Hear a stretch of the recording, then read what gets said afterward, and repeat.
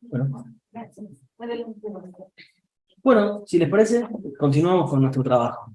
Antes de seguir a la segunda parte, acá hay más preguntas. ¿Es posible hacer una genealogía del sentido común occidental hasta llegar a la modernidad y más allá a través de prácticas concretas? ¿Cómo llega un niño a matar lagartos? No he hecho ningún curso de filosofía. Sí, yo creo que esa cosa de la genealogía del sentido común, sí, a mí es un tema que me parece que es importante, ¿no? No reducir el análisis académico o intelectual a los saberes que tenemos, ¿no? A los saberes vividos, básicamente, ¿no? Voy a retomar algunas cosas del bloque anterior y de a poco voy a ir entrando a lo nuevo. Eh, eh, Tanto de la intervención de la doctora Angélica como la de el compañero, ¿cómo era tu nombre? Alejandro. Me quedó algo pendiente que quería decir y que viene bien que lo adelante ahora porque salió de las intervenciones, que tiene que ver como desde qué lugar estamos haciendo este análisis, ¿no? Y así como en el mundo parecen haber seres distintos, animales y plantas y humanos, también en los saberes, en la organización de los saberes occidentales, por supuesto los saberes se organizaron siguiendo la misma división, ¿no?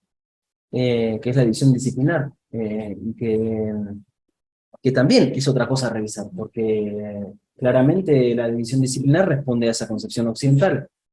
Y yo lo quería leerles para hacerlo como, para que estén en contacto con algunos textos, voy a leer un, un- un fragmento de Tim Ingold, Roberto, que a mí me parece interesante.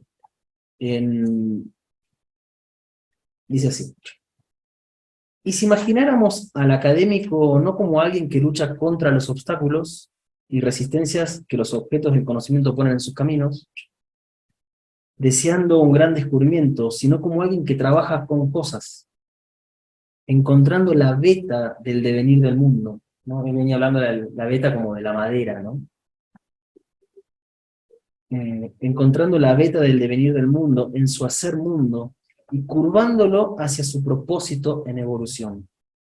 Todo el terreno del conocimiento aparecería no como una superficie segmentada en dominios o campos de estudios, sino como una enmarañada malla de sendas en curso o líneas de interés.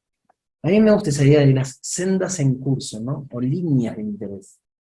Y son líneas de interés que atraviesan, pasan entre las disciplinas, ¿no? Que es un poco lo que yo hago, ¿no? Es entre la filosofía, la antropología y la biología, y es, claro, como ya estamos formados en la tradición occidental, no es tan sencillo crear un saber desde cero, ¿no? Estudió filosofía, estudió antropología, estudia biología, estudia sociología, y ahí están los campos, ¿no? Ahora, pensar de otro modo implica hacer el esfuerzo de pasar entre esos campos disciplinarios, ¿no? Y eso son es entender que el conocimiento se va construyendo en esos devenires, ¿no? Y que no simplemente se mide por una meta, ¿no? Que sería el descubrimiento, ok, esto es la realidad. ¿Quería decir eso? Eh, Del bloque anterior y creo que nada más. Eh, bueno, en esta segunda parte, yo me voy a centrar en, a ver, cómo todo lo que vimos hasta recién, este pensamiento occidental, metafísico, sustancialista, etcétera, podríamos empezar a avanzar antropocéntrico, ¿no? Porque es un pensamiento que, como dije antes, pone al humano como ese ser que está en esa cima, sabiendo que además ese humano no es cualquier humano, por lo último que estábamos diciendo. Cómo eso se ve, cómo eso está presente en algunas tradiciones de la biología y de cómo hemos entendido biológicamente, ¿no? Como ya les dije que íbamos a determinar el último encuentro a ras de tierra, como dijo Marx en el artículo de Roba de la Leña. Bueno, pasemos ahora a la biología, pero para entender cómo estas ideas occidentales están en la concepción que tenemos de la biología. como lo que quiero es entender el cuerpo, lo que quiero es entender cómo nos vinculamos con la naturaleza, bueno, a ver, ¿qué construcción hizo Occidente de la biología, no? Y voy a tomar, como les dije, dos o tres cositas. Lo primero que voy a retomar es la idea de que, de algún modo, en la biología, por lo menos hegemónica, también está presente esa pregunta por el qué. ¿Qué es un animal? ¿Qué es una planta? ¿Qué es un jaguar? No sé, lo que fuera. Eh, y entonces voy a decir, voy a hablar algo de lo que sería el pensamiento moderno, algo del darwinismo y del neodarwinismo, que es un poco el paradigma que, bueno, que todavía está presente, ¿no? Voy a tratar de hacer una reconstrucción un poco somera de esas concepciones biológicas que serían la expresión de ese pensamiento occidental. Entonces, la primera cosa que voy a decir es que esa concepción metafísica nos dio. ¿Cómo entendemos al cuerpo? ¿No?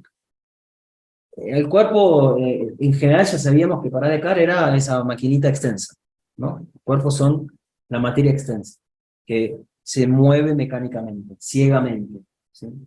Que se mueve, si quieren proponer cosas más del siglo XX, a partir de esa relación entre un estímulo y una respuesta, ¿no? Ante un estímulo, respuesta, y ahí está el mecanismo, ¿no? ¿Cómo entendió esta, digamos, esta biología occidental al cuerpo? Ahora podemos hablar entonces al cuerpo de una planta, al cuerpo humano, y ahí el concepto fundamental de la biología es el de organismo. Entonces, para pensar el organismo yo propongo pensar un cuerpo-función, un cuerpo individuo y un cuerpo especie. Voy a tratar de hablar de esas tres cosas.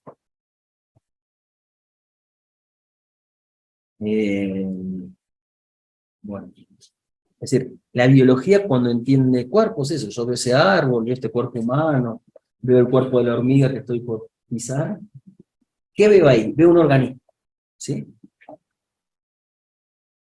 Es un cuerpo, función. Entonces acá voy a poner una cita, bueno, voy a explicar primero antes y voy a relacionar eso con Adam Smith. Bueno, para entender estas cruces, ¿no? Que quiero que podamos hacer. Eh, ¿Qué sería entender al cuerpo como función? Bueno, es la idea de que los organismos funcionan. Eso es, satisfacen necesidades. El mecanismo del organismo, dijimos que eran maquinitas, como relojes, está al servicio de ¿qué? De satisfacer una necesidad. El corazón funciona para satisfacer la necesidad de, no sé, la sangre, el oxígeno, todo lo que pasa ahí. Ahora bien, esta idea del cuerpo-función, ¿qué supone? Supone primero que el cuerpo es una unidad, ¿no? Es una unidad porque es así, viene así de simple y parece que medio abstracto. Siempre es uno el organismo. Es este organismo, es el organismo de esta hormiga, ¿no? Son unidades. ¿Unidades qué quiere decir además? Que todas sus partes funcionan al servicio de la totalidad. Es decir, un cuerpo es un organismo y ese organismo es un cuerpo.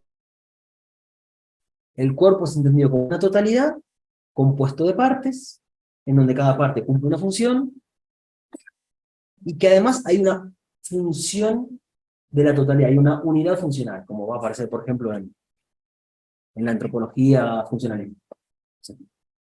Hay unidad funcional. Y que entonces, cuando una parte, esto quiere decir que el organismo es uno, cuando una parte funciona mal, empieza a funcionar todo mal, ¿no? Yo siempre pongo mi ejemplo, yo tengo diabetes. Funciona mal mi páncreas y de a poco empieza a funcionar todo mal, si uno no corrige eso, ¿no? Eso quiere decir, bueno, que mi cuerpo es una unidad. Esto pone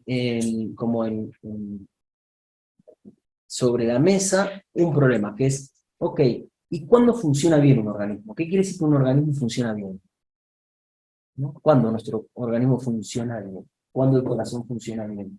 ¿Cuándo el páncreas funciona bien? Entonces, ahí hay toda una problemática en el siglo XIX muy importante, que es la de la medida, ¿no? Se establece una especie de, como estadísticamente, de promedio respecto de la medida en la que esa necesidad, ese órgano.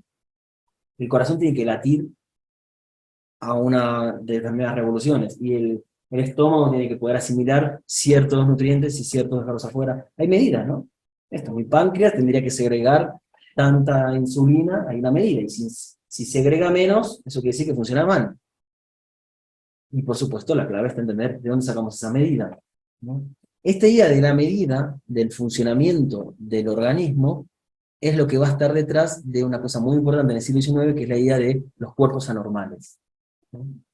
Cuerpos anormales. ¿Cuándo un cuerpo es anormal? Cuando no funciona bien. Mi cuerpo sería anormal, porque no está bien el páncreas.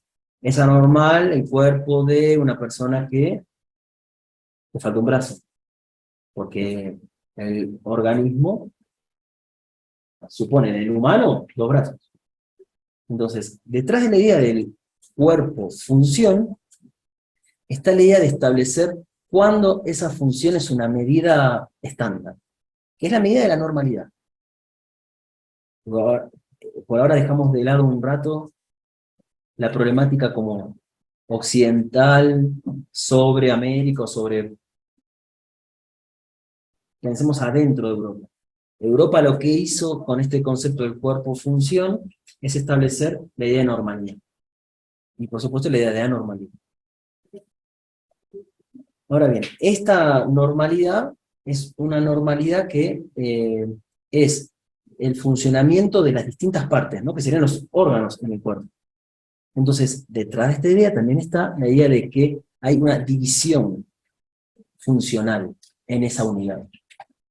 Y entonces, miren lo que decía Adam Smith en La riqueza de las naciones, ¿sí? El gran teórico de la economía liberal, hablando de la división.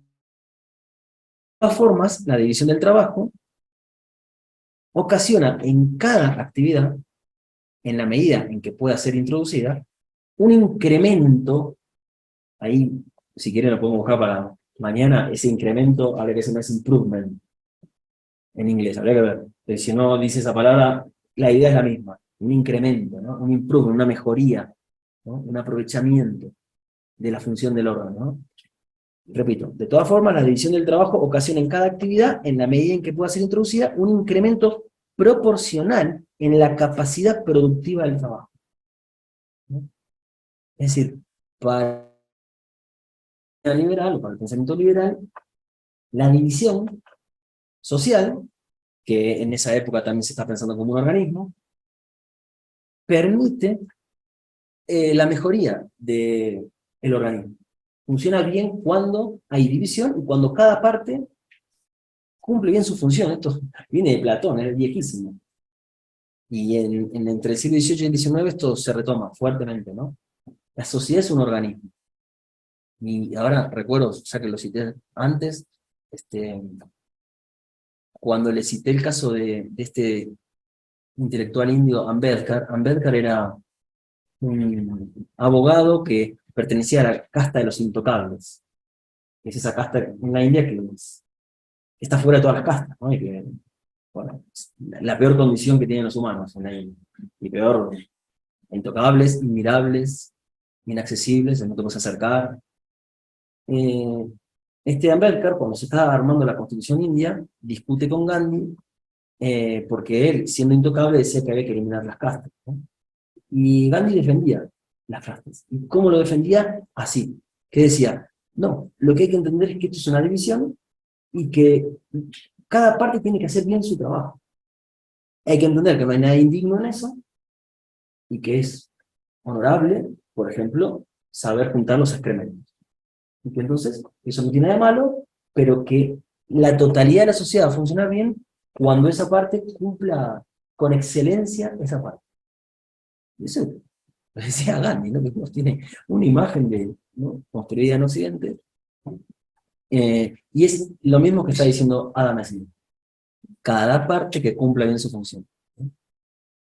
Vuelvo a cruzar, ¿no? Acá la economía liberal con la biología, si quieren, con la India. Entonces, el cuerpo es una función, y la clave está en cuándo funciona bien un cuerpo y cuándo funciona mal. Y ahí se introduce esta idea de la normalidad, ¿no? De lo estándar, ¿no? Y por supuesto, nuevamente, eso estándar es el cuerpo, o hablar ahora sí, introducimos categorías de género, qué sé yo, de corporalidad, ¿no? Hay un cuerpo hegemónico, un cuerpo que implica tener un cuerpo sano, todo eso tiene que ver con esta idea del cuerpo-función. Bien, después, además de este cuerpo-función, el cuerpo es entendido como cuerpo-individuo. Esto parece medio redundante, pero ahora van a ver qué es. ¿Qué sería el cuerpo-individuo? El organismo, dije que todo esto es el concepto de organismo, ¿no? Y que si queremos entender el concepto de organismo hay que entender que cuando se entiende el cuerpo ahí, el organismo es un cuerpo-función o un cuerpo-individuo. La biología todavía, salvo por algunas cosas que vamos a ver mañana, sigue pensando que estos cuerpos que somos, este cuerpo, el mío, el del árbol, el de una semilla, son cuerpos que están encerrados en una membrana, como un grano de trigo. Esto es bien importante porque es la propiedad de la sustancia, ¿no? Es decir, es lo que está contenido en un perímetro bien delimitado que lo aísla del entorno.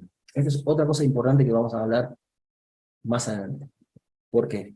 Porque díganme si se pierden, en la concepción que nosotros tenemos, el Occidente tiene, de cómo se relacionan los humanos con la naturaleza, o el individuo con la naturaleza, estamos suponiendo que efectivamente hay una separación entre individuo y ambiente.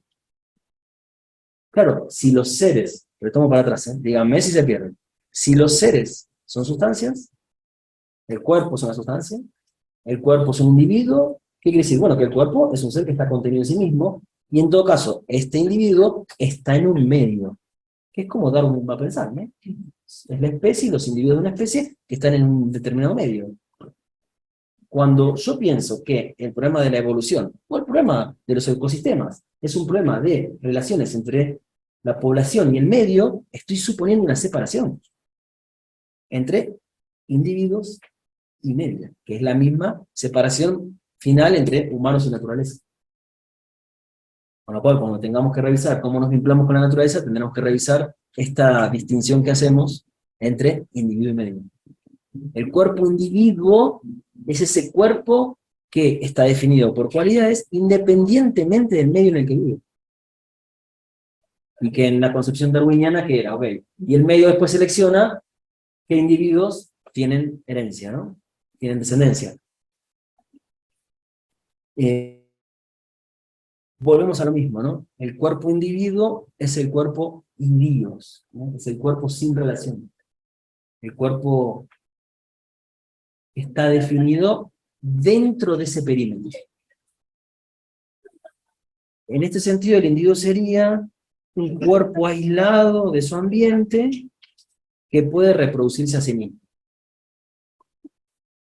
Algunos biólogos dicen, el organismo es el ser que va del huevo al huevo. Es decir, ese ser que produce su descendencia idéntica, ¿no?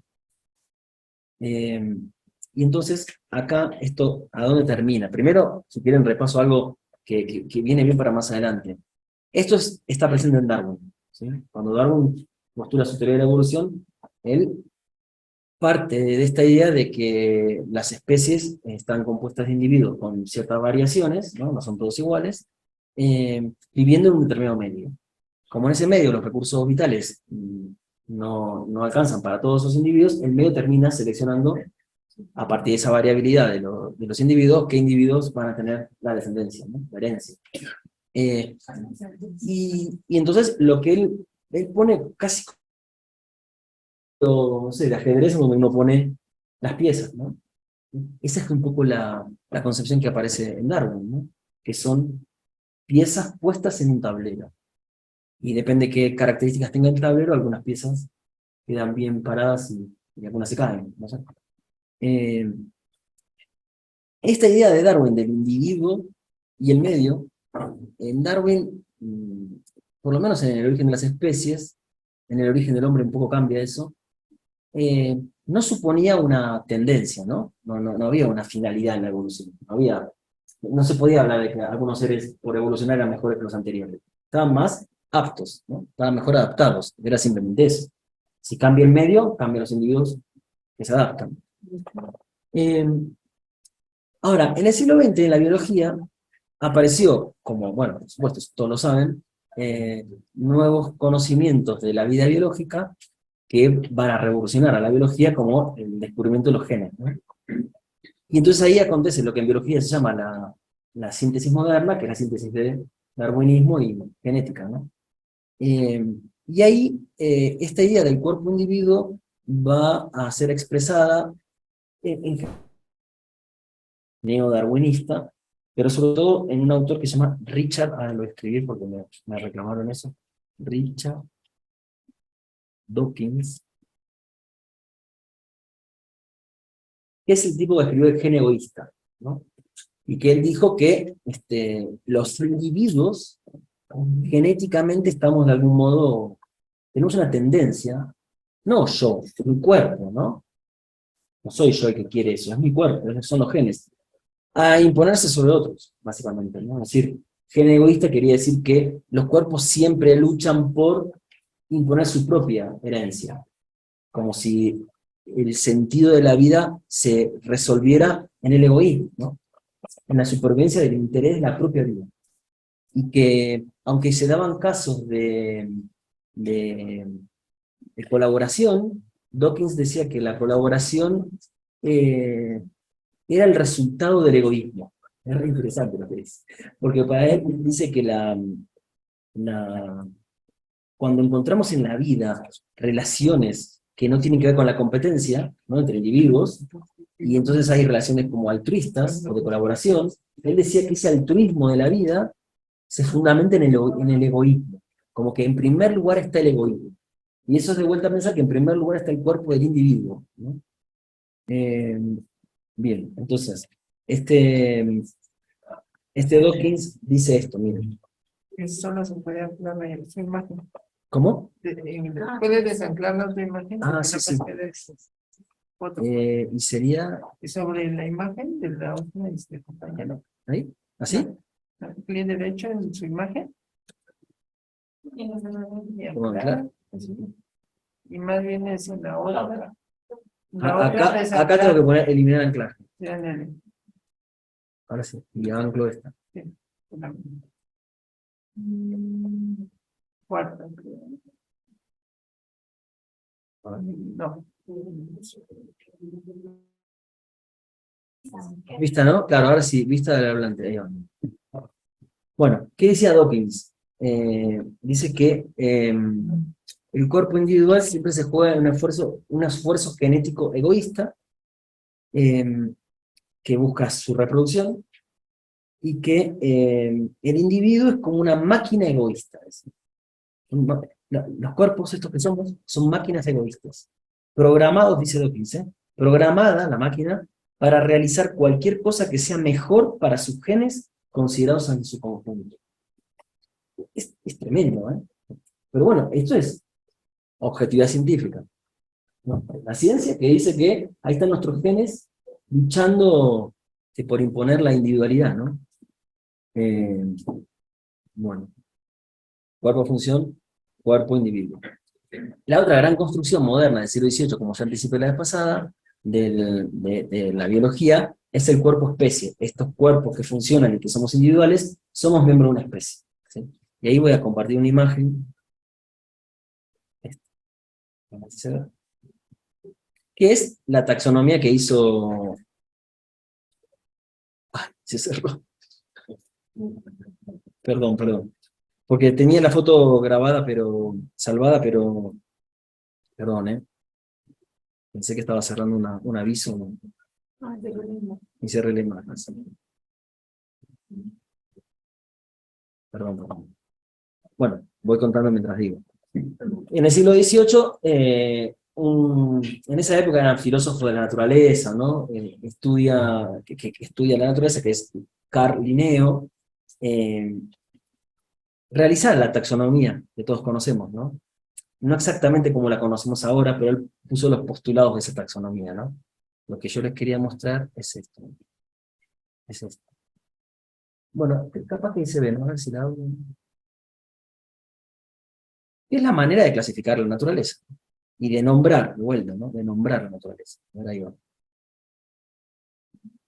Esto debe ser, ¿no? Sí. Bueno. ¿Qué es lo que hizo Linneo? Linneo, que era un aristotélico, de vuelta a Aristóteles, ¿no? Entendía que la naturaleza estaba ordenada jerárquicamente a partir de ciertas cualidades esenciales, ¿no? Y que en principio uno podía, de vuelta, distinguir distintas categorías, que iban de categorías más amplias a las más específicas. Esto es pura filosofía, es Aristóteles aplicado a la biología. Reino, digamos, esto sería lo que somos los humanos. Nosotros somos Homo sapiens, ¿no? Esto lo sabemos todos. La denominación científica en latín, somos Homo sapiens. ¿Qué quiere decir Homo sapiens? Eso viene que somos de la especie sapiens, género Homo, pero también somos familia homínida, orden de los primates, clase mamíferos, el filo de los cordados y el reino de los animales, ¿no? Y después está el reino de los vegetales, el reino de los minerales. Linneo no dijo todo esto, pero con el tiempo se estableció. Cada una de estas categorías, a su vez, tiene cualidades esenciales. Volvemos a Aristóteles, ¿no? Entonces, esto decía, no, esto decía Linneo, no. En su libro, que es de 1735, Linneo, siguiendo entonces a Aristóteles, estableció lo que para él era un orden fijo de la naturaleza. Después con Darwin supimos que esto iba avanzando, que estas especies van cambiando. Pero la concepción de una naturaleza organizada según estas categorías siguió presente, porque la propia definición de especie es ese conjunto de individuos que pueden cruzarse y tener descendencia, ¿no? Es decir, de vuelta, el concepto de especie nos lleva nuevamente a una concepción de la vida en donde la vida se define por exclusión de los otros, ¿no? Ustedes dirán, bueno, digo, pero no se puede cruzar una tortuga con un camello. Estamos suponiendo que hay un animal que se define por el reino tal.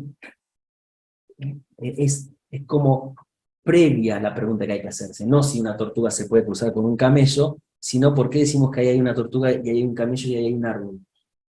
Y si nosotros vemos camello, tortuga, árbol y humanos, es porque nuestra percepción está atravesada de esta clasificación que hizo Linneo y que viene de toda esta tradición occidental.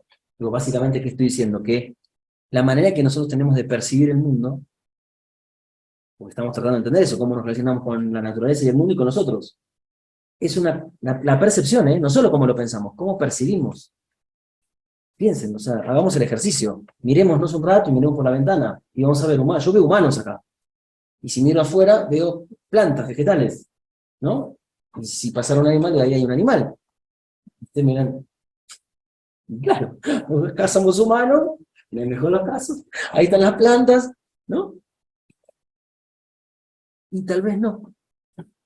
O tal vez, como dije en el bloque anterior, tal vez eso es solo una parte de la realidad.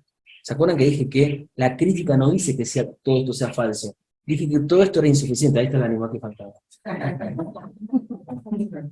Dije que todo esto era insuficiente, ¿no? Y sí, ahí hay un árbol, ahí está el pájaro, supongo, y acá están los humanos. Pero tal vez la vida no se resuelve en ese orden, ¿no? Vuelvo, antropología de la vida, ¿no? La vida, si queremos entender qué es la vida, que es la materia de una manera no occidental, la vida no se agota en ese orden. Esto es producto de Aristóteles, y de Descartes, y de Linneo. Y si estamos diciendo que Aristóteles, Descartes, y toda esa tradición parece ser que no eran la verdad revelada, entonces lo que se viene abajo también es la distinción que hacemos entre animales, plantas y humanos. Si hasta acá estaban de acuerdo con lo que dije, van a estar de acuerdo con esto. Si están de acuerdo que el ser no se define por la sustancia, excluye todo eso, ok, entonces dejen de hablar de plantas, animales y humanos. Y aceptemos que tal vez yo voy a poner otro ejemplo, entre un buey y un caballo, no habría que hablar de bueyes y caballos, y habría que hablar de otra cosa.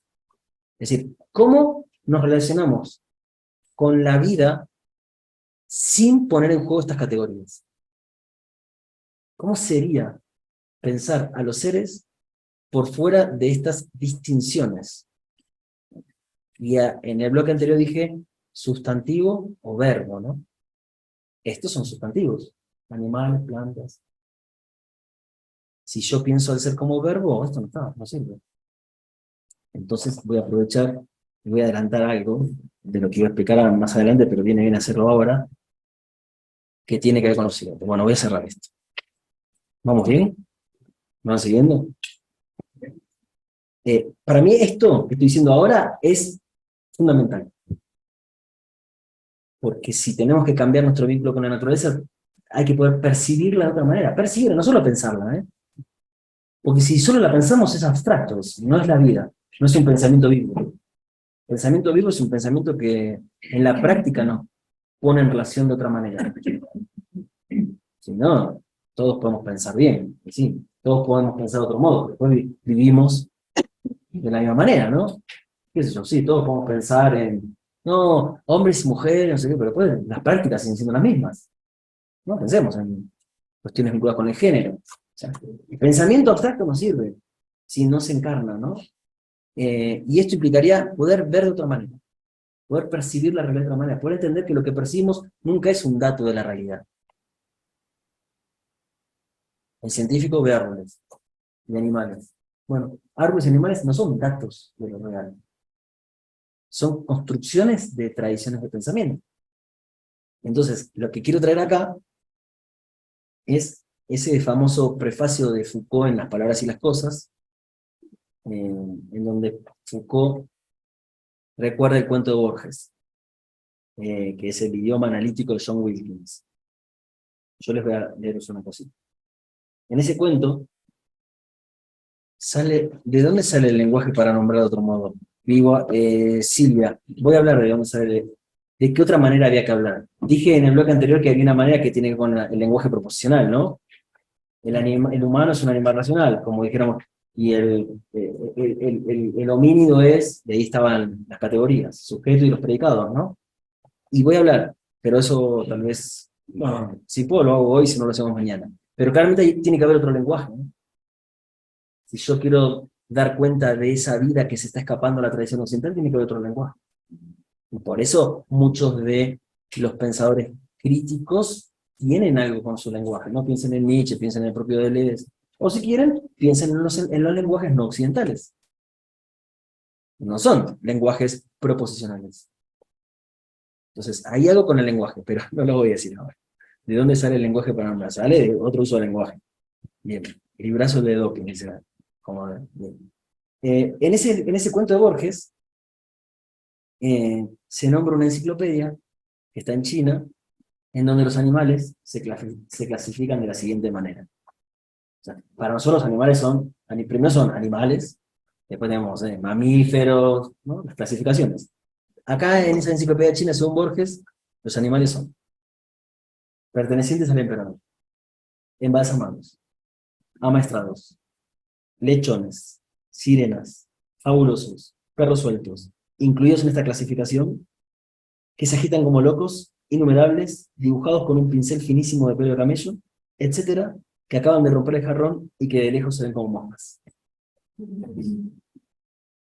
¿Nosotros qué vemos? Plantas, animales, humanos. Ustedes no ven. Allá va ese ser, no tendríamos que ser animal, ese ser que de lejos se ve como mosca. Usted me puede decir, pero eso es una tontería, amigo. Esos dos animales que de lejos se ven como moscas, uno es un buey y otro es un caballo. Bueno, ¿por qué? Las cualidades esenciales del Linneo son más importantes que la propiedad como afectiva de verse como moscas a lo lejos. Claro, si yo pienso como Aristóteles, para mí un ser se define por las cualidades esenciales, y las cualidades esenciales de un buey y un caballo son distintas. Pero ¿qué pasaría si el ser no es un sustantivo con cualidades esenciales, y los seres fueran verbos, que serían acciones, o acontecimientos, o potencias, o afectos? Esto es así, es complejo. Nos tenemos que sacar encima toda una ontología, o una concepción ontológica de lo que es un ser. Y la primera que hay que sacarse es que un ser se define por cualidades. Y si entonces no se define por cualidades, ¿qué es lo que define un ser? Y tal vez es la potencia. Pueden verse como moscas. Acaban de romper el jarrón. Y ahí entraría lo que para nosotros era un gato y un perro. Siempre y cuando yo piense como Aristóteles o como Linneo. Pero si pienso como en la tradición crítica, acá está ese ser que puede romper un jarrón. Entonces, mi ejemplo de esto, que estoy anticipando con el buey y el caballo, que doy siempre es este. Si yo veo en la calle, por lo menos en Buenos Aires se ve, un caballo tirando un carro de un cartonero, yo digo, ahí va un caballo. Voy al campo y veo un buey arando, digo, y este es otro animal, es un buey. Y voy al hipódromo, veo un caballo saltando, y digo, y hay un caballo. ¿No? Digo, caballo, buey y caballo. Son el caballo del hipódromo y el del carro del cartonero son el mismo ser, porque tienen las mismas cualidades esenciales. Y el buey es otro ser, porque tiene otras cualidades esenciales. Y yo lo veo así, ¿eh? Porque es lo que vemos. Yo veo animales distintos. Y uno tendría que preguntarse, ¿por qué yo no veo en el caballo cartonero y en el buey un cuerpo que puede tirar? Un cuerpo que es afectado por el arrastre. Sí, por lo que puede un cuerpo, ¿no? No por lo que es. ¿Se acuerdan? ¿Qué es un ser? Dije que esa era la pregunta de la metafísica. ¿Qué es un caballo o un buey? Y si cambiáramos la pregunta y no, la pregunta por excelencia no fuera ¿qué es? Y fuera ¿qué puede? ¿No?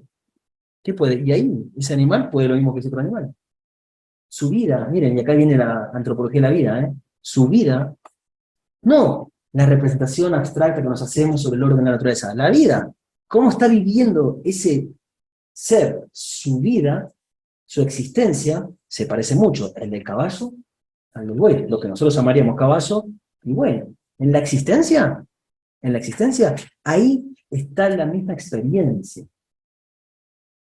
Nosotros estamos tan metidos en esta tradición occidental que rápidamente clasificamos. Es decir, pensar de otro modo es percibir de otro modo. No es simplemente pensar.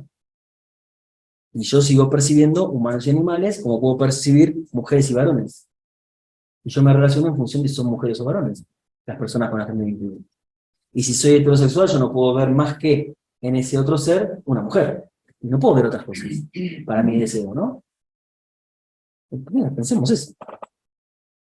Nos cuesta romper con eso. Nos cuesta romperlo en la sexualidad, pero nos cuesta romperlo también en ver un caballo y un buey, que no nos compromete. Es simplemente que estamos viendo, ¿no? ¿No? Bien. Entonces, esto que estoy diciendo, un momento, hasta la media hora más, 20 minutos más, ¿no? 15 minutos más, ¿no? Sí. Bueno, entonces, esto que estoy diciendo, ¿qué es lo que termina formando? Esta clasificación de Linneo va a definir fuertemente un orden. Alejandro hablaba en el bloque anterior de esa razón instrumental, ¿no? La razón instrumental, que es, si quieren, como la racionalidad propiamente de Occidente, lo que hace es ordenar y clasificar, ¿no? O sea, la razón tiene que poder dar cuenta de un orden. Cuando las cosas no tienen que ver con el orden, parece que nos angustiamos, ¿no? Y entonces, Linneo lo que generó es la posibilidad de tener mayor control de la naturaleza. Porque la clasificación sí que tiene el control, ¿no? Esto lo está diciendo Foucault en un libro en donde va a tratar de entender cómo los saberes dependen de estas configuraciones históricas, ¿no? Y que entonces los saberes no son meras representaciones de la realidad, ¿no?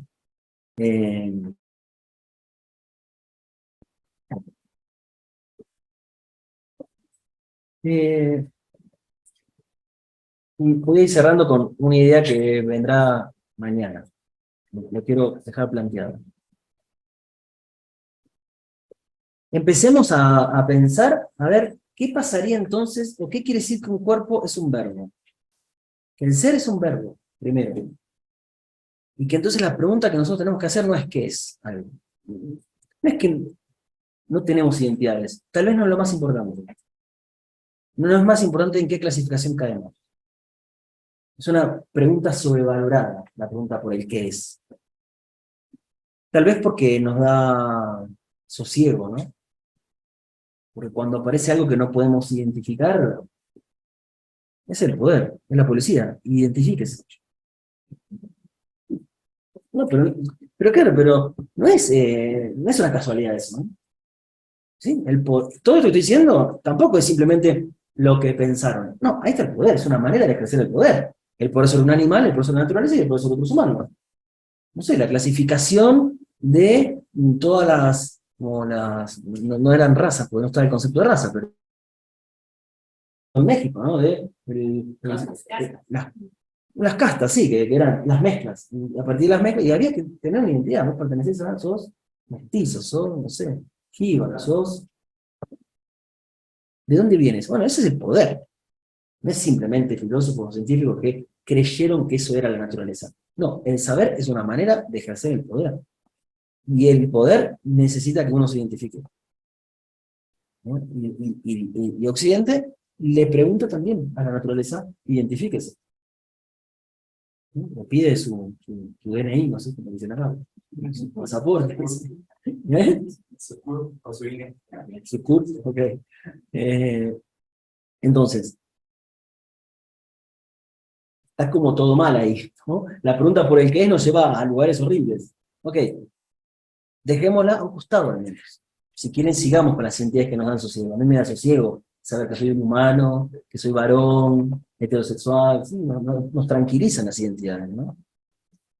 Y cuando alguien no tiene una identidad, ahí está la pregunta, ¿no? Bueno, ¿pero vos qué sos? ¿Sos varón, mujer? No, bueno, definite. Algo tenés que ser. Si no querés ser más varón, será mujer. Buscate una identidad, ¿no? Hagámonos un lado esa pregunta. Y entonces, saltemos a esto, arrojémonos a esto, porque digo ahora arrojémonos porque mañana lo explico, pero ahora arrojémonos. ¿A qué? A preguntar qué puede un ser. Y entender que la vida tal vez no es un conjunto de cualidades, sino de potencias, de acontecimientos, de lo que pasa en los cuerpos, de lo que acontece en un cuerpo. ¿Qué acontece en el buey? ¿Qué acontece en el caballo y el cartonero? Acontece algo en un orden, ¿no? Está aconteciendo el esfuerzo, está aconteciendo el tirar, el arrastre, la resistencia, el suelo, está aconteciendo algo, ¿no? Entonces, voy a cerrar con una cosa de Ingold de vuelta, dos cosas, una de Ingold y de otro antropólogo que se llama Richard Nelson.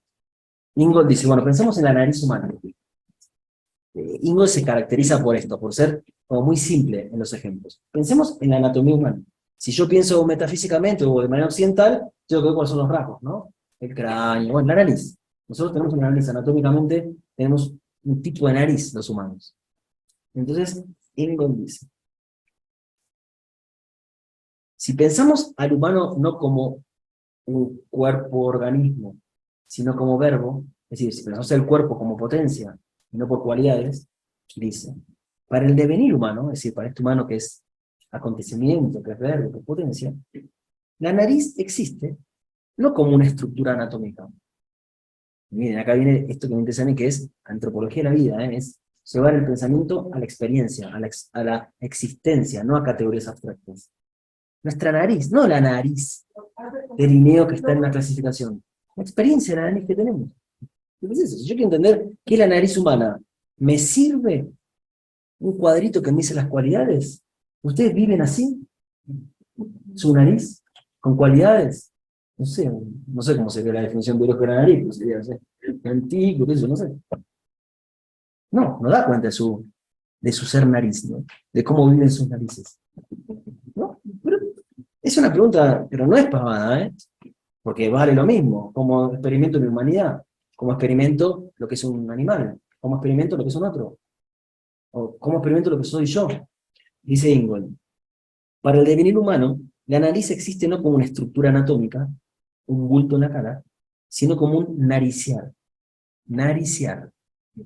¿Qué sería esto? Esto es en el respirar, en el oler, sentir. Sí, la nariz es oler, ¿no? Ahí está el verbo, ahí está el cuerpo como verbo. Tener una nariz es poder respirar.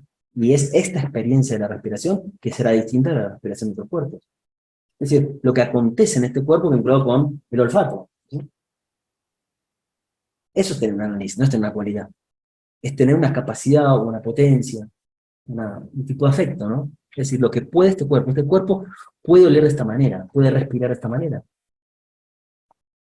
Y Richard Nelson, que es un antropólogo que estudió a un pueblo que se llama Coyucón de América del Norte, en un libro que se llama Make Prayers to the Raven, o sea, como hacer las plegarias al cuervo, dice que en ese pueblo tenía algunos términos, tenían sustantivos para nombrar a los animales. Entonces, por ejemplo, tenían un sustantivo para nombrar al búho, pero también lo nombraban así. Escuchen, ¿no? El búho también puede ser nombrado como aquel animal que cae repetidamente como desmayándose. ¿Qué es un búho? Yo puedo percibirlo como un cuerpo con cualidades esenciales, o puedo percibir ese cuerpo por su acción, ¿no? Por lo que puede. Cualquier cuerpo puede caer. Piensen en el búho que vuela y se posa, ¿no? Vuela, parece que se cae, se posa, ¿no? Cae repetidamente como desmayándose. Es decir, este pueblo cuando ve un animal, no ve cualidades, ve acciones. Y el zorro era ese animal que pasaba como una llamarada entre la maleza. Lo que vamos a hablar más adelante es que no es simplemente nombrar de otra manera a los animales. Vamos a ver que tal vez cualquier ser puede pasar como una llamarada entre la maleza o caer como repetidamente como desmayándose. Eso va a ser el concepto de devenir animal de Deleuze.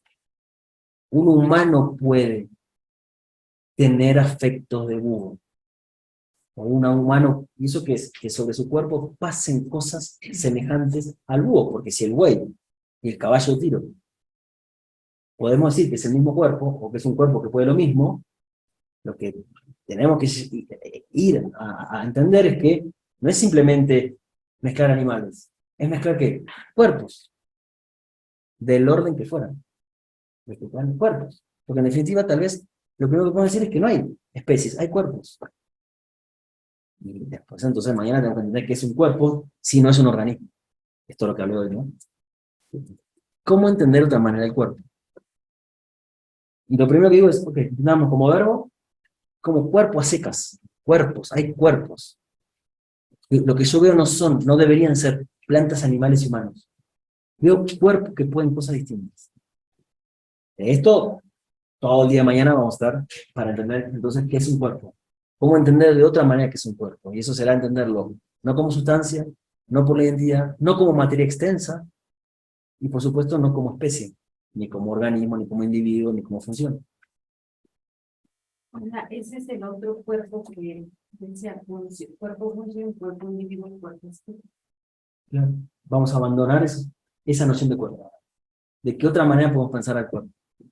¿De qué otra manera que nos permita, por otro lado, establecer otras relaciones con los otros, que pueden ser otros culturales, o con los otros animales, o con los otros hongos, qué sé yo? Y eso es lo que creo yo, detrás de esa concepción estaría la posibilidad de verdad, construir alternativas que no terminen en ese desastre que decíamos antes, ¿no? Que es el nuestro. Bueno, ¿estamos bien? Sí, 12:10. Está bien, vamos a dejar acá si les parece. Ahora voy a leer, y queda alguna pregunta de cómo nombrar a esto, cómo nombrar al verbo. Si no la digo mañana me recuerdan, Guido, tenés que decir cómo nombrar a esos verbos, ¿sí? Háganme acordar, ¿eh? Porque al cuerpo, organismo o sustancia, el lenguaje proporcional. Un animal es un animal racional. Un humano es un animal racional. Y la camisa es verde. Ok. ¿Cómo nombrar a esto? Ahí estaba, ¿no? Lo que yo acabo de nombrar de los Koyukon, esto no lo voy a explicar. Para el que le guste, el que quiera seguir estudiando, esa es lógica estoica. Pero no me voy a meter ahí. Lo voy a decir más simple. Hay otro lenguaje sobre esos cuerpos, sí. Lo hablo mañana. Ok. Bueno. Ahora sí, no tengo que cambiar de vuelta a esto, ¿no? Entonces, bueno, podría ser que la doctora esté conectada y que nos haga otro comentario y luego cerramos con las preguntas. Con las preguntas, sí. Sí, pero espera que voy a... Ahora sí. No sé si- Bueno, doctora, ahí la escuchamos. Está silenciada.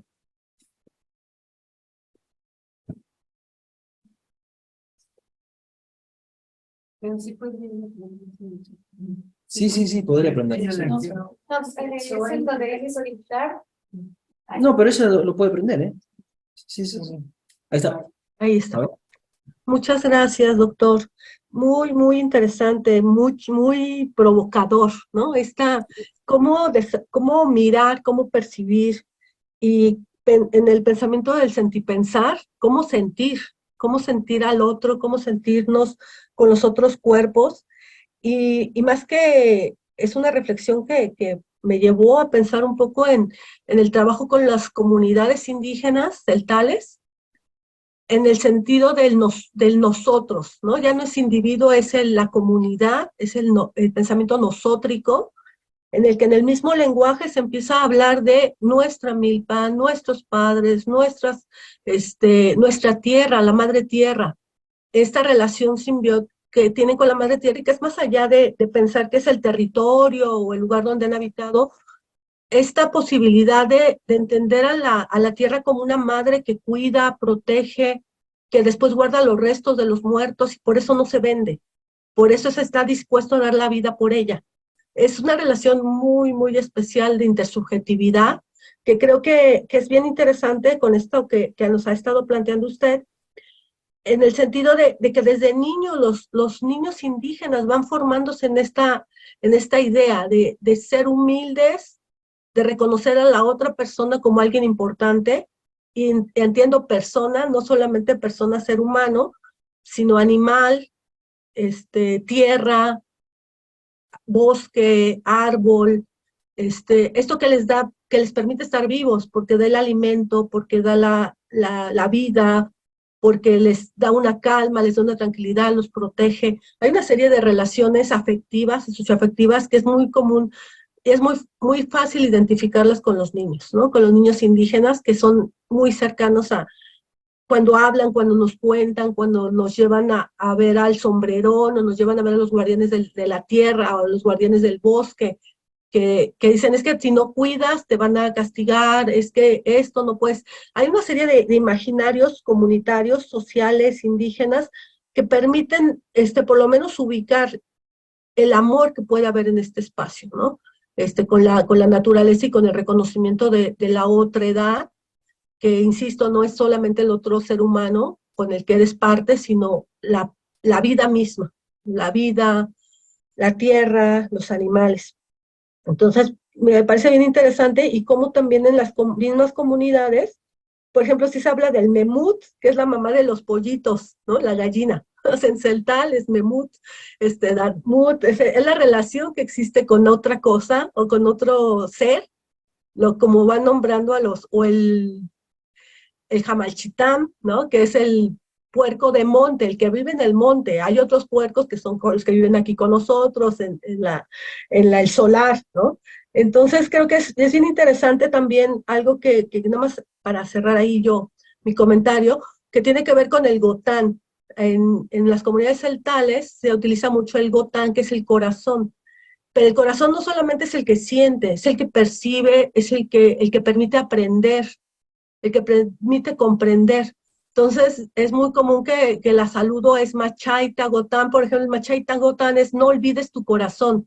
Cuando te dicen que no tienes que olvidar algo que guardes en tu corazón o que no olvides una cosa, el Machaita Gotán o el saludo, el Bishia Gotán, ¿qué dice tu corazón? ¿No? Es la manera en que se saludan en estas comunidades y es también eso nos los quitaron, ¿no? También eso fue quitándose en esta tradición de Occidente, donde las emociones, el sentido común, el corazón, las afectividades, la intersubjetividad, se ve como algo que no puede estar dentro de una academia, ¿no? Y creo que eso es la riqueza de esta antropología de la vida de la que nos está compartiendo. Y bueno, pues felicidades y mil gracias por su exposición. Gracias. Bueno, gracias a usted, doctora. Sí, dos o tres cosas más de mi parte y ahora escuchamos preguntas y respondo algo del chat.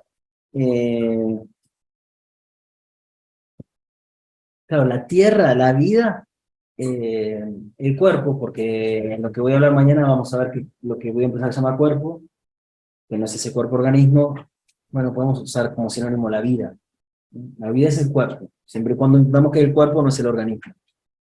El cuerpo es esa dimensión que resiste a la mercantilización, ¿no? Porque vamos a ver mañana que el cuerpo es por definición aquello que desborda todo límite, todo perímetro. Es la acción, es decir, si algo le teme el poder es a los cuerpos, porque el cuerpo es aquello que es, que resiste, ¿no? Mañana lo voy a profundizar mejor, pero si eso es la vida no desaparece en su mercantilización, ¿no? Siempre, y por eso sigue la vida, ¿no? Por eso hay resistencias y por eso sigue habiendo creaciones. Si no, esto se hubiera terminado hace rato, ¿no? Sin embargo, no pasó. ¿Por qué no pasó? A pesar de la ferocidad, por ejemplo, de la conquista. Pensemos en eso. A pesar de la nitidez de la concepción cristiana que llegó a América, de la claridad, estoy empleando términos bien cartesianos, de Descartes, de la claridad, ¿no? De la nitidez que tenían sus conceptos, de la certeza que tenían sus visiones del mundo, y del poder que tenían, el poder militar, ¿no? De ejercer la violencia. Bueno, ¿por qué no desaparece? ¿Por qué sigue? Bueno, porque el cuerpo resiste, ¿no? Porque eso es vivir, es no limitarse a una clasificación. Entonces, ahí hay algo que es súper interesante, que es, por otro lado, lo que vuelve cruel toda forma de apropiación de la tierra, ¿no? Y de la vida, toda forma de mercantilización. Cuando vos cercás una tierra, eso es un acto cruel porque lo que estás haciendo es poniéndole un límite a algo que no lo tiene. Porque cercar la tierra no es simplemente cercar mi parcela, ¿no? Cercar la tierra es cercar esa potencia de creación vital que tiene la vida. Eso es la tierra, en definitiva, ¿no? No es la mercancía que cerco, ¿no? Entonces siempre eso es algo del orden de la crueldad. Eso quería decir. Después algo respecto a esto del corazón que dice doctora, ahí hay otro problema que tenemos en la tradición occidental, que creemos que la comprensión y el saber están o en el alma, como Descartes, o en el peor de los casos en el cerebro, en un órgano de vuelta, ¿no? Y que se comprende con el intelecto. Y nos cuesta entender que la comprensión es del cuerpo, que se comprende en todo el cuerpo. Y que un vínculo, si quieren, pedagógico, que estamos teniendo ahora, no va de intelecto a intelecto. Porque ustedes acá no son intelectos, están sentados, están sentadas. Yo estoy sentado, ayer hablábamos del dolor de mis cervicales, tengo oportunidad, les voy a comentar una anécdota chistosa, pero bueno, nosotros vivimos en nuestros cuerpos, ¿no? Es lo que dijo Ingo del principio, el cuerpo no es el obstáculo. Pero otra tradición de Occidente, que eso lo vio muy bien Nietzsche, fue el ideal ascético, que es el desprecio del cuerpo. El saber era lo contrario del cuerpo, ¿no? Había que eliminar el cuerpo de la academia, había que eliminar el cuerpo del laboratorio, y hay que eliminar el cuerpo del aula. Es terrible eso. Yo, si quieren, les recomiendo un texto, una autora de la que voy a hablar mañana, creo, ¿no? Que se llama Natasha Myers, que tiene un libro que se llama Life Molecular, que sería como renderizando la vida molecular, o la representación de la vida molecular. Y ella hace un estudio de campo, es antropóloga y bióloga molecular, en laboratorios de botánicos en Estados Unidos, para ver cómo el movimiento de sus cuerpos termina definiendo los modelos construidos para entender lo que es una molécula. El movimiento del cuerpo en el laboratorio, ¿no? Para entender cómo los cuerpos producen saber. Que no es un intelecto despojado, descarnado, ¿no? Y entonces eso sí, me parece súper interesante poder entender que hay la comprensión, que el alma, si quieren hablar de eso, no es ni un cuerpo, ni una sustancia separada, ni algo que está en el intelecto, en el cerebro, ¿no? Bien, quería decir eso. Bueno, no sé si... leo el chat si quieren, empiezo al revés, que acá había alguien a pensar el cuerpo de otra manera. Sí, voy a hablar algo de eso mañana. Y después Ignacio dice, el mundo está hecho con la misma tela del cuerpo, y el cuerpo pertenece al tejido del mundo, Por ello, el expresor del cuerpo, lejos de rivalizar con el mundo, por el contrario, el único medio que tengo para ir hasta el corazón de las cosas, convirtiéndome en mundo y convirtiéndolas a ellas en carne. Bueno, no sé, estaban con citas, no sé si lo dijo alguien, pero sí. Ah, Merlo Ponti, perfecto, claro. Bueno, ¿preguntas? ¿O comentarios? ¿Quejas?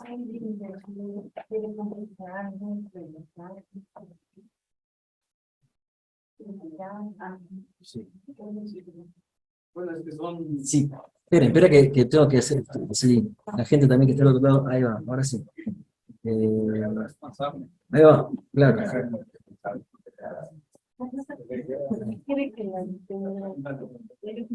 No se cae, ¿no? Pero yo lo puedo también, no te preocupes. Bueno, ahí. Sí, escucho. Dale. Sí, bueno, son bastantes cosas que muy en términos quizás, no sé, ser más limitado, pero parecen revolucionarias para las áreas de estudio, porque de repente no nos da luz en algunos aspectos para entender cómo vemos y cómo relacionamos las cosas, especialmente la naturaleza, que es parte de la temática central de este seminario. Y entonces la pregunta que plantearía es, ¿qué sentido tiene si podemos plantear, me gustó mucho el ejemplo que decía de esta tribu del norte del Sí. continente, cómo nombran las cosas por sus acciones, no por la clasificación? Si esto fuera así, y nos metemos a esta crítica de la perspectiva occidental, ¿qué sentido tiene entonces, o tendría, sería tu punto de vista, nombrar las cosas, los seres vivos, no con esta clasificación, con esta taxonomía que nos ha metido, nos ha inducido en el mundo occidental, sino a través de las acciones, a través de los reflejos, a través de los movimientos de los seres? Porque esto tendría entonces otra perspectiva de lo que es nuestra vida, de lo que es el mundo, cosa que es titánica y difícil ante esta losa que tenemos, esta losa ideológica. ¿Por qué sentido tendría, o para quién tendría sentido? Obviamente no para el poder, pero sí para muchos pueblos que ya lo quieren, que ya lo hacen. Pero me gustaría tu punto de vista. Por esa parte, decir, puede ser el cuerpo, puede ser la muerte, puede ser la naturaleza, puede ser el amor, desprendiéndola de todas estas taxonomías, clasificaciones, categorías, etcétera, etcétera. ¿Para ti qué sentido? ¿Cuál sería ese sentido? Bueno, voy a decir algunas cosas. Unas que también voy a hablar más adelante, el jueves sobre todo. Entonces, unas respuestas hay que esperarlas sobre el sentido, ¿no? Porque me parece, como vengo diciendo, que experimentar la vida de otra manera tiene que ver con construir otros modos de vida que nos permiten tener vidas más, no sé si en términos sustentables, pero sí por lo menos más vital. Para todos, ¿no? No es solo una cuestión humana, en definitiva, porque como empiezo a anticipar, el cuerpo no es humano, animal o vegetal. Y tenemos que hacer el esfuerzo, los humanos, de pensar en algo así como los intereses de los animales y de las plantas también. Para también salir de algo que es terrible de nuestra época, que es el maltrato a la naturaleza, que es también despiadado. No sé si ponerlo al mismo nivel, y eso si quieren sería para discutir, si da igual explotar a un humano que a un buey, pero bueno, claramente hay algo que está mal en todos los casos, ¿no? Entonces, ¿cuál sería el sentido de pensar de otro modo? Sería ese, ¿no? Construir un mundo, una sociedad, si quieren. Yo volvería a categorías más tradicionales, ¿no? si quieren, como una especie de modo de producción, una nueva forma de vida, porque para Marx el modo de producción era eso, era modos de vida, ¿no? Definir modos de vivir. Modos de vivir que vamos a tratar de decir que no son solo modos de vida humanos. Habrá un modo de producción que le da un modo de vida distinto a las plantas y a los animales. O sea, ahí hay algo para mí que es importante. Pero la otra cosa que creo que hay que decir y que también es importante aclararlo, que es, no necesariamente se trata de olvidar esta tradición o de destruirla por completo. Porque hay algo que no es tan sencillo de destruir, que tiene que ver con esto de la identidad, de las identidades, y de cómo efectivamente identificamos a los seres. Sobre todo porque nosotros ya estamos construidos así. Tal vez lo que hay que pensar es, no olvidemos que hay animales y plantas, y humanos y animales, o hombres o mujeres, o lo que quieran pensar, sino entender de vuelta, como vengo diciendo, que ahí no se acaba el fenómeno de la vida. Y que si lo dejamos ahí, entonces no está la vida, en esa idea. La idea de la vida aparece cuando podemos ponernos en contacto con los verbos, con los acontecimientos, con las potencias. Digo porque tiene que ver con lo que vos dijiste de revolucionario. Yo no creo que lo mío sea revolucionario, y yo creo que les acerco cosas que he leído, pero si tiene algo de revolucionario, habría que entender que, como en principio podemos pensar todas las revoluciones, ¿no? Las revoluciones no necesariamente han restablecido un orden absoluto, ¿no? Han reorganizado, han permitido que sobre el cuerpo social subiera más vida. Yo pienso, no sé, busquen las revoluciones que más le gusta a cada uno. Pero si pensamos que eso es una revolución, que fue un acontecimiento revolucionario, es porque, no porque se eliminó el orden, ¿no? Sino porque fueron cambios que permitieron que hubiera vitalidad en ese orden. El orden siempre pone un límite a la vida y a esos verbos, ya lo vamos a ver mañana. Siempre pone un límite, y es medio necesario también, porque, a ver, pensamos en el cuerpo, yo esto lo tengo bien claro con los cuerpos. Nuestro cuerpo es un organismo, dije, es un orden, que se reproduce de la misma manera, sea genéticamente con mi descendencia, o mis células que se van reproduciendo siempre igual. Si yo le quiero imprimir creación a mis células, en mi cuerpo puede salir el cáncer, porque para la vida eso no es cáncer para mí. Entonces, tampoco es tan simple como decir, ok, eliminemos el organismo. No, si la vida funciona en la reproducción, necesita de la reproducción. Lo que pasa es que la reproducción o el orden no es suficiente para entender la vida. Y yo iría por ahí, como mínimo. Si después con el tiempo se generan nuevos órdenes, bueno, en definitiva la cultura siempre fue eso, ¿no? Fue, bueno, tratar de darle orden a aquello que parece ser que no lo tienen. Y todos los pueblos han, como dicen Deleuze y Guattari, han codificado la producción, ¿no? Le han dado un código. Sos varón, sos cazador, ok.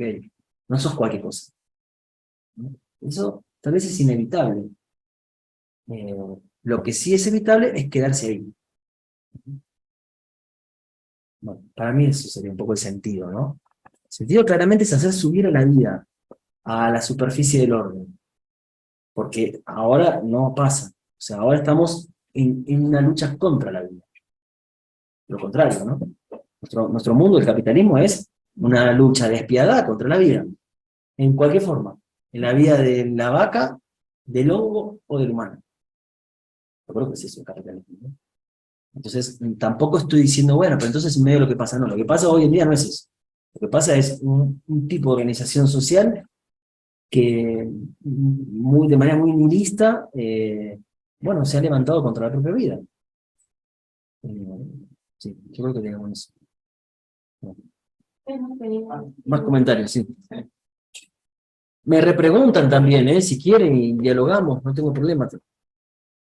Bueno, gracias. A mí me gustaría conocer su opinión acerca de una idea que me está surgiendo un poco a partir de esta mañana tan llena de saberes y de ideas. Bueno, entiendo que una finalidad, una intención de este seminario es replantearnos la práctica vital como en la época del antropoceno, ¿no? Que vimos interviniendo, perturbando, digamos, de forma, en términos como de ecológicos, por ejemplo, los nichos en los que, de los cuales formamos parte, ¿no? Nos seguimos posicionando en la cúspide de cada uno. Pero me gustaría conocer tu opinión sobre esta, bueno, no es nueva, no es decir, pero la tendencia hacia la agroecología, que es completamente una ciencia creada desde acá, ¿no? Desde el pensamiento, desde las aulas, que se intenta llevar, o en palabras de los extensionistas, extender todos estos conocimientos hacia los grupos rurales, ¿no? De los sectores productivos, pero no solo rurales, ¿no? Sino también urbanos, ¿sí? En las ciudades. Como una práctica, bueno, sí, como una práctica a futuro que puede rendir los frutos que se esperan después de darnos cuenta que el hecho de haber dividido o haber pensado que la naturaleza era un artificio, ¿no? O sea, bueno, es sobre la naturaleza como un artificio de un geógrafo francés, que es el Sol, bueno, bien, bueno, una gran pronunciación, en la que él plantea, ¿no? O sea, las sociedades humanas bueno, empiezan a considerar a la naturaleza como un riesgo cuando perturban nuestra integridad en nuestros cuerpos, ¿no? Por ejemplo, las enfermedades, los virus que andan por allí, no nos hacemos, o sea, no nos percibimos que están ahí, pero cuando nos afectan es como de, ay, hay que erradicar esto, ¿no? O ¿por qué me siento así? Y empezamos a perturbar ese ambiente, ¿no? Esos otros seres, ¿no? Esos otros organismos.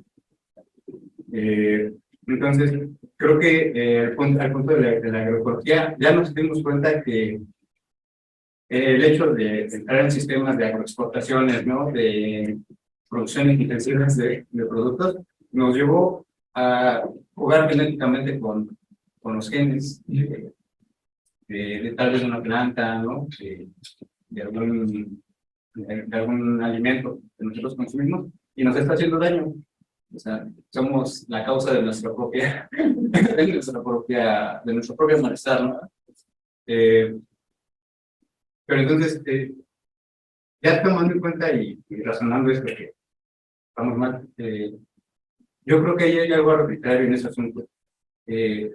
Porque si bien la agroecología plantea métodos sustentables, las semillas por lo que se sigue produciendo, seguimos produciendo para nuestra subsistencia, para nuestra alimentación, sigue siendo modificado por nosotros de forma genética, ¿no? Seguimos jugando con estos intercambios genéticos. No desconozco el tema, pero me parece algo terrible. Bueno, usted ocupó un concepto, una palabra. Ahorita. Hablamos del desastre, lo dijo desastre. Alejandro. Ok, muy bien. Pero bueno, o sea, de este desastre, ¿no? Entonces, me gustaría saber su opinión sobre si la agroecología en realidad es una propuesta que intenta cambiar nuestro pensamiento sobre cómo producimos los alimentos, porque es un hecho, ¿no? Como seres pensamos, necesitamos pues alimentarnos, ¿no? Hay que ver con todo, o sea, de alguna manera tenemos que absorber energía para seguir en esta parte. La agroecología considera que es un modelo a futuro, o sea, con un futuro práctico, o te quedará igual en la idea de la abstracto. Sí. Bueno, gracias por el comentario y la pregunta. Creo que se caiga ahí. Bueno, yo voy a decir cosas que me surgen de lo que me decís. No conozco a fondo esto de la agroecología, conozco qué es, pero creo que para hablar tendría que conocer en detalle, ¿no? Y sí podría decir, diría como líneas de pensamiento. Una en donde, bueno, claramente hay alternativas locales sobre cómo construir otros vínculos con la naturaleza. Eso es indudable, eso pasa siempre. Eso, como dije antes, nunca desapareció. Sí. El poder nunca somete a la vida, ¿no? Sí. O sea, el sometimiento que implicaría que efectivamente la vida se vuelve un objeto pasivo. Y eso no pasa entre los humanos y no pasa en la propia naturaleza, que siempre resiste y encuentra fisuras y desbordes para seguir viviendo, ¿no? Entonces, por ese lado diría, ok, esos son alternativas que, bien, son otras formas de entender el vínculo, otras formas que tampoco son tan novedosas en realidad, es, ok, ya vivimos, la humanidad vivió casi desde siempre con otro vínculo con la naturaleza. Yo creo que eso el problema empieza realmente con la explotación capitalista. Ahí, creo que ahí hubo un cambio radical en la historia de la humanidad.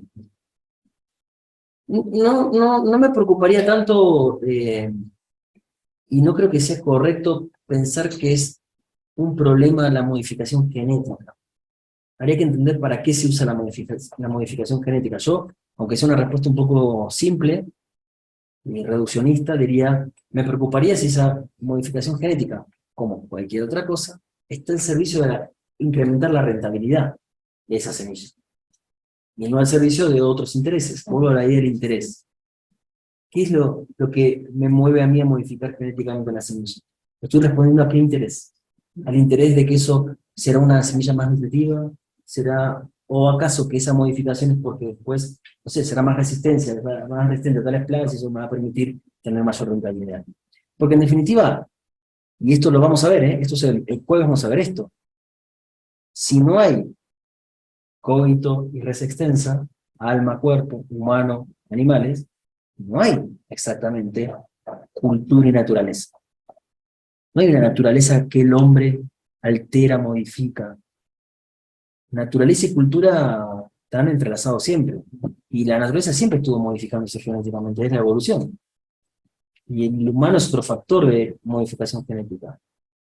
Ahí, por eso digo, no me preocuparía eso, porque a veces hay imágenes, creo yo, un poco como románticas respecto de cierta pureza de la naturaleza, ¿no?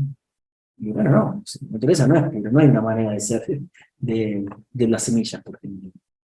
La evolución, eso ha estado cambiando siempre. El problema es, esa modificación es respuesta a qué interés. Porque si efectivamente estamos controlando la evolución, bueno, ¿en vistas a qué modificamos eso? Y ahí vería como, eso diría, no iría por ahí en el cuestionamiento. Y después, otra cosa, un poco en la misma línea, pero bueno, son las cosas que a mí también un poco me obsesionan y a veces creo que tal vez veo el árbol y no veo el bosque.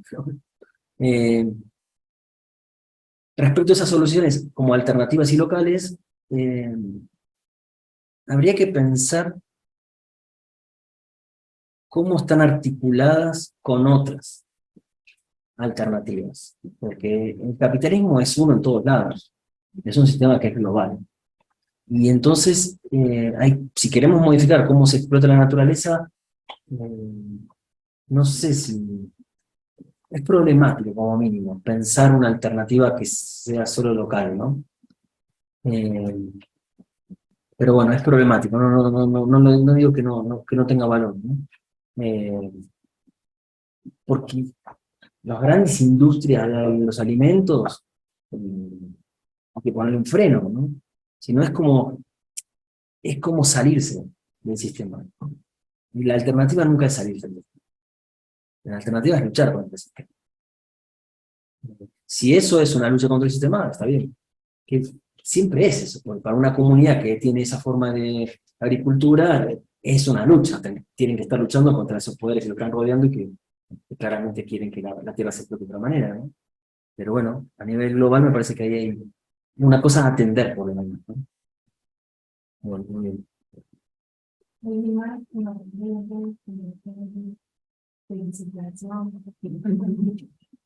Ahí en el chat, perdón, Eva. Voy a leer lo que está acá. A la organización, ¿en algún lugar quedará grabada la clase? Sí. Sí, Sí. está grabado y también los materiales se van a compartir. Sí, se van a compartir los materiales, algunos textos y la grabación. Sí. Quisiera hacer una pregunta. Si se observa que se ha perdido la comprensión del ser, porque no se tiene claro y nadie nos ha dicho qué somos realmente, entonces, ¿se está perdiendo el sentido del ser? Luis. Mm, Bueno, si es que el ser tiene sentido, no sé. Eh, se pierde el sentido de ser, no sé si el sentido del ser, ¿no? Porque eso sería pensar que el ser tiene sentido, que estaría bien, que si uno es, si lo estás pensando desde ciertas filosofías como la de Heidegger, que pensó que el ser era el sentido, bueno, sí, habría que ver, puede ser, habría algo de pérdida de sentido, ¿no? Pero si es el sentido de ser, es decir, ok, ¿cuál es el sentido de ser? Si uno no puede estar en contacto con la vida. Vuelvo a lo que dije antes. ¿Qué sentido tendría una vida limitada a lo reproductivo? Vivir a cualquier costo mientras pueda respirar, ¿eso es el sentido de la vida? ¿Eso es la vida como verbo, como potencia? Yo creo que no. ¿No? Yo creo que no. Entonces, sí, se pierde el sentido si entendemos que la vida se limita a lo reproductivo. Porque la vida es mucho más que poder respirar y comer y que las células se reproduzcan, ¿no? Sí, porque eso lo podemos hacer sentados en nuestra casa y no nos quedamos sentados en nuestra casa. Queremos vivir, queremos luchar, queremos crear. ¿Eso qué quiere decir? Que la vida no se limita a lo reproductivo. Entonces, en ese sentido sí, creo que estaría de acuerdo, Luis, que se pierde el sentido de ser o de la vida. Sí, me quedo ahí. Bien. Leo unas cosas más del chat, ¿eh? David, respecto al cuerpo-función, el cuerpo-individuo desde la perspectiva de Adam Smith. La habilidad y capacidades de este son atributos que se mercantilizan, en razón de que contribuyen a incrementar la riqueza y la rentabilidad. De aquí una de las explicaciones del egoísmo individual, que incluso se sobrepone a la conciencia, la racionalidad y la sustancialización aristotélica. Es cierto eso. ¿Cómo recuperar y fortalecer la cualidad esencial del ser ante un sistema socioeconómico que privilegia los bienes materiales antes que la sustancia? Bueno, creo que era David. ¿Cómo recuperar y fortalecer la cualidad esencial del ser? Que sería como ser verbos, como ser potencia, ¿no? Yo no podría responderlo así No, pero- claro, con certeza, ¿no? Pero sí, sí podemos empezar pensando de otra manera y haciendo el ejercicio de poder experimentar la vida de otra manera, eh, que nos llevaría, si efectivamente uno está teniendo esa experiencia, a tener otros vínculos con los otros y con los otros no humanos. Eh, y bueno, ¿cómo recuperarlo? Eso se hace con cambios sociales, ¿no? Yo no creo eso, qué sé yo, con organización. Si no son revoluciones radicales como eran en otra época, sí con microorganizaciones, ¿no? Eh, sí, yo creo un poco eso. O sea, eh, y la vida, en definitiva, a ver, tiene que ver, miren, hay una cosa que a mí me gusta de una historiadora norteamericana que se llama Kathleen Godsey. Voy a escribirlo acá, el apellido. Creo que se escribe así, me puedo estar equivocando. Que tiene un libro que se llama El lado izquierdo de la historia. No se escribe así, creo que el H va antes. Y ella viene de ciertos estudios feministas en lo que fue el bloque socialista. Y tiene un libro muy hermoso que se les recomiendo, que es ¿Por qué las mujeres disfrutan más del sexo bajo el socialismo? Que es muy interesante porque ella con estadísticas y con datos de la época demuestra que sí, que en general se disfrutaba más del sexo, las mujeres disfrutaban más del sexo, específicamente en algunos estudios que tiene, las mujeres de la Alemania comunista llegaban más veces al orgasmo que las mujeres. ¿Y por qué? Bueno, como estaba resuelta la desigualdad económica, una mujer no se sometía a un hombre porque necesitaba su manutención o su dinero. Entonces, tenían sexo porque querían. Y eso generaba socialmente otra experiencia. Bueno, esta historiadora, socióloga, tiene un libro que se llama El lado izquierdo de la vida, donde plantea algo un poco esquemático, como suelen hacer a veces los americanos en las ciencias sociales, pero que sirve, que es, hay dos maneras de entender la vida. Estoy tratando de responder qué hacer, ¿no? O cómo hacer. Y ella dice, uno puede plantear que la vida tiene que ver con la búsqueda de la felicidad. ¿Y eso qué sería? La búsqueda del bienestar, la búsqueda de la armonía, que estamos llenos de eso, ¿no? La búsqueda interior, la armonía, estar bien con uno mismo, estar como en coincidencia con tu propio ser. Y ella dice, eso está asociado fuertemente a un proyecto vinculado con el consumo y con el bienestar, porque estar bien es poder consumir los bienes que me hacen estar bien. Y que es un proyecto, dice ella, egoísta y narcisista. Porque claro, el estar bien es yo quiero estar bien. Y ella dice, y hay otro sentido, hay otra manera de entender la vida, que es el de buscar una vida llena de sentido. Y ella da, en su libro que estudia dos casos de dos personas, una mujer y un hombre, que lucharon contra los nazis en Hungría. Uno de ellos era el hermano del historiador Thompson, del historiador inglés, que estudió tanto la clase obrera. El hermano de Thompson, cuando empezó el avance nazi en Hungría, decidió ir a sumarse a la resistencia, digamos, a la guerrilla, partisanos. Y después otra, que es una mujer también de ahí, que de niña los nazis habían destruido toda esa aldea y se pasó toda la vida luchando contra los nazis hasta que después apareció la Hungría, o sea, más comunista y terminó siendo una funcionaria. Y ella dice, si uno le pregunta a esa gente si su vida tenía que ver con la búsqueda de la felicidad, van a decir que no. Si su vida tenía que ver con el placer, van a decir que no. Si su vida tenía que ver con la armonía, van a decir que no. Ahora, si se les pregunta a esa gente si su vida tenía sentido, van a decir que sí. Dice, una madre que tiene dos hijos. O sea, dice de este ejemplo, no puedes definir tu vida por el placer, pero sí por el sentido. Tiene sentido la vida. Entonces, a veces en esa pregunta de cómo hacer, qué hacer, también tenemos que pensar que tal vez nos tenemos que sacar encima otro paquete que nos venden, que tiene que ver con los resultados exitosos y de plenitud, ¿no? Es decir, alcanzar el objetivo. Y a veces no se trata solo de alcanzar el objetivo. Hay que empezar entendiendo que hay un modo de vida que tiene sentido, y que es la lucha en principio.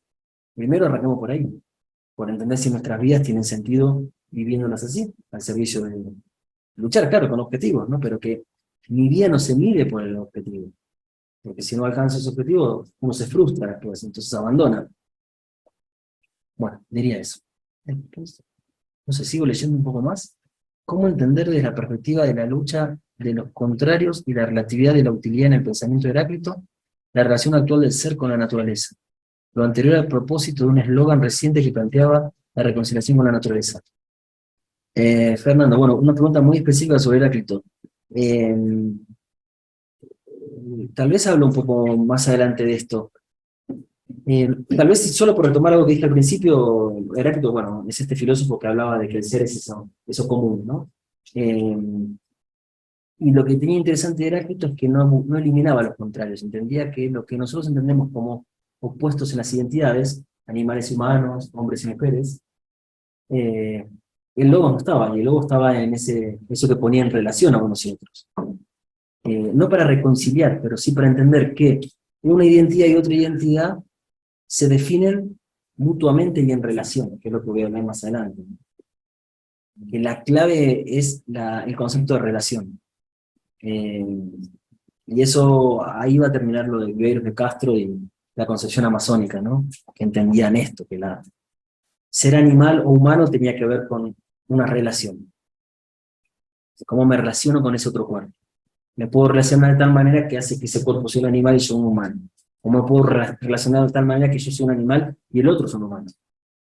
El jaguar que me está persiguiendo es un humano y yo me convierto en una presa. Y eso para mí es muy heraclitio. Es el ser se define en la relación que acontece entre las identidades. Bueno, es un tema bien filosófico, pero lo voy a tratar de explicar el jueves. Bueno, ahí estamos, creo, ¿no? Con el chat, sí. Sí. Otra vez, sí. Vamos. ¿Tiene alguna forma de conceptualizar la vivencia? O sea, entiendo que la vida, digamos, es puede ser interpretada como una voluntad, dando a tal vez, en el que hay lucha, o sea, hay una voluntad por querer sentir, ¿no? En relación con otros, recuerdo que es en cuestión de las percepciones de identidades, siempre nos empezamos a conocer a partir de las historias de otros o a partir de que nos damos cuenta que hay alguien otro, ¿no? Bueno, un poco ya más, tal vez enfocado a la cuestión histórica o una perspectiva histórica, pero bueno, ¿tiene algún concepto para definir lo que es la vivencia, o sea, la vivencia humana, ya desde esta parte de la ecología, de la naturaleza?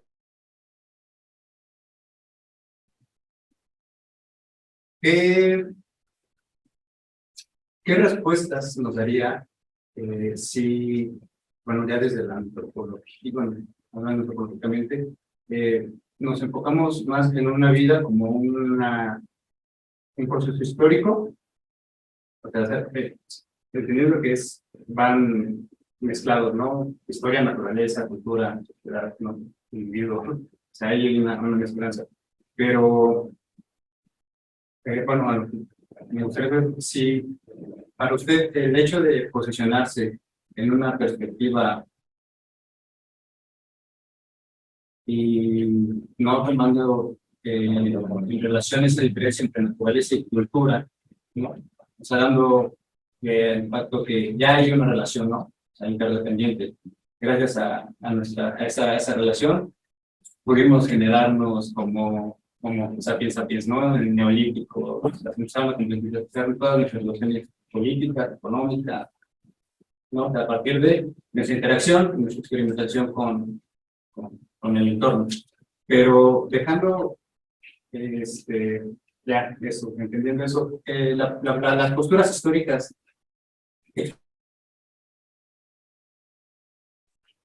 porque muchas veces se toma como en cuenta el hecho de, bueno, es que la historia ya pasó y es que eso quedó atrás, ¿no?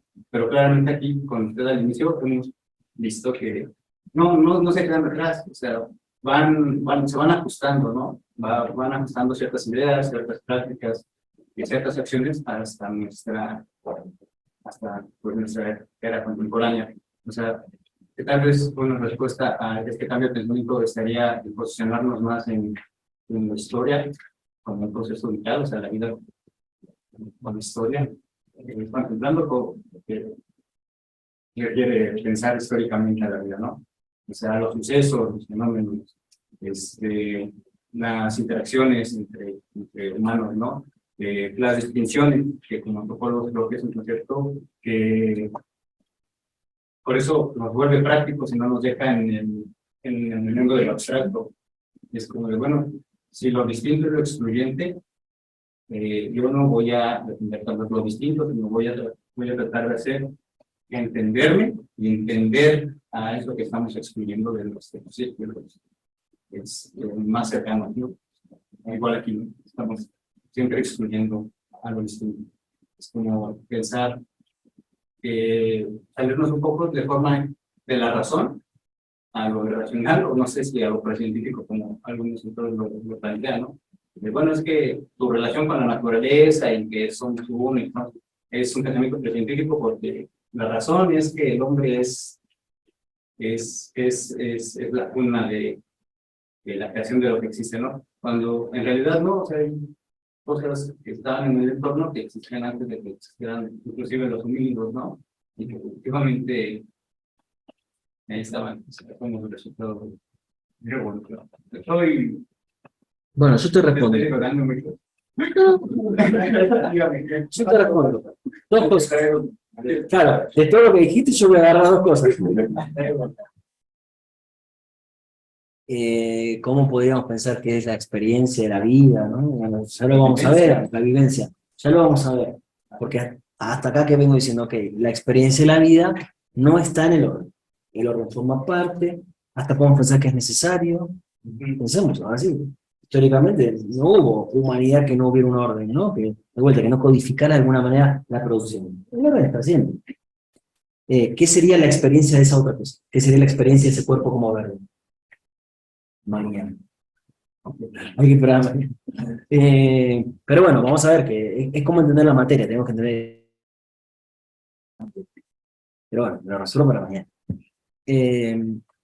Así bien, como el capítulo que terminó y nos hace poner el segundo. Y respecto de lo segundo que dijiste, que bueno, dijiste bien muchas cosas, pero tomo una cosa. No, claro, no sería tan sencillo separar naturaleza e historia. Eh, y tampoco habría que entender que sería histórica la vida, porque entonces la vida dependería de una historia que se definiría como, ¿no? Es decir, la historia tendría una lógica que no tiene que ver con la vida. Si la vida es histórica, la vida es lo que la historia hace. Y entonces habrá que preguntarse qué es la historia y qué lo podremos decir. No sé, vamos a Hegel o vamos, qué sé yo, a ciertas concepciones un poco reduccionistas del materialismo histórico. Mirá, la historia tiene esta lógica.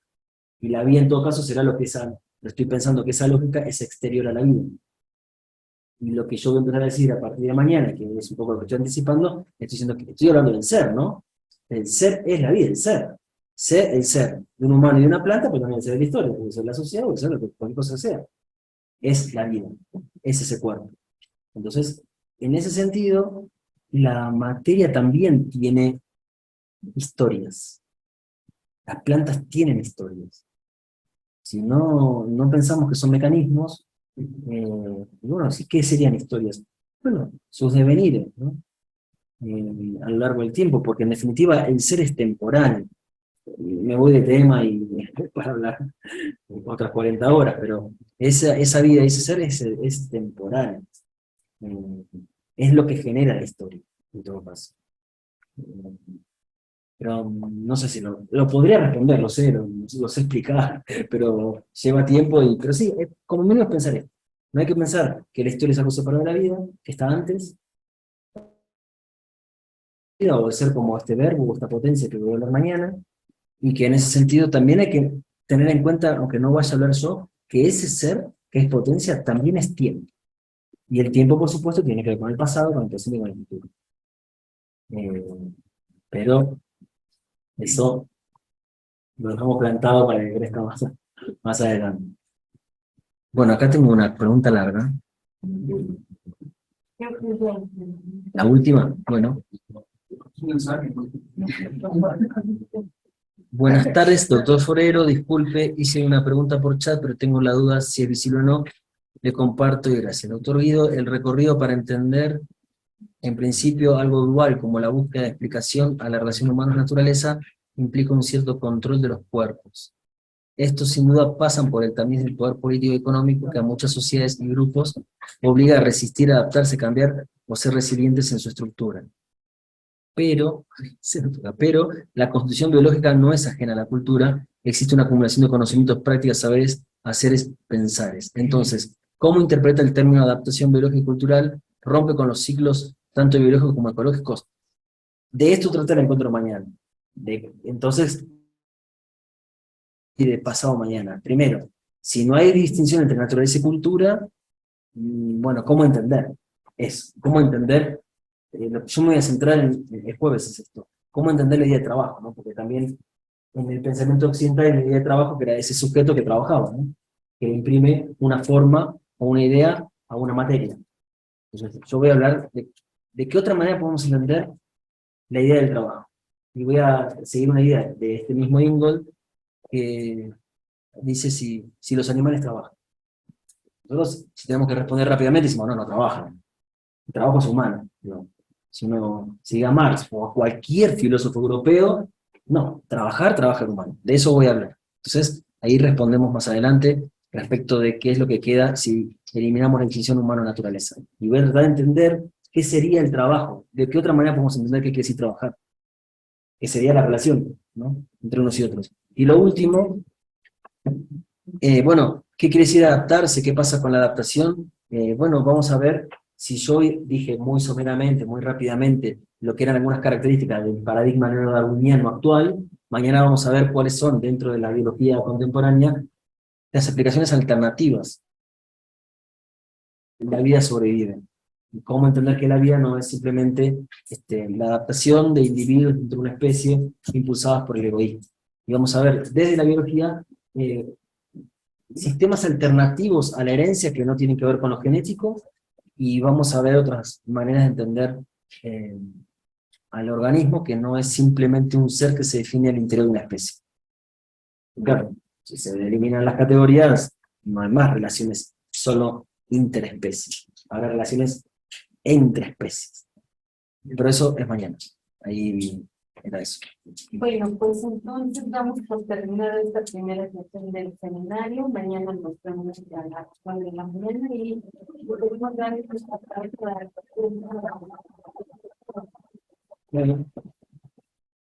Bueno, muchas gracias por la paciencia, por la presencia, por la estadía, a toda la gente que está en el Zoom también, gracias por la escucha y por estar toda esta mañana o tarde frente a una computadora.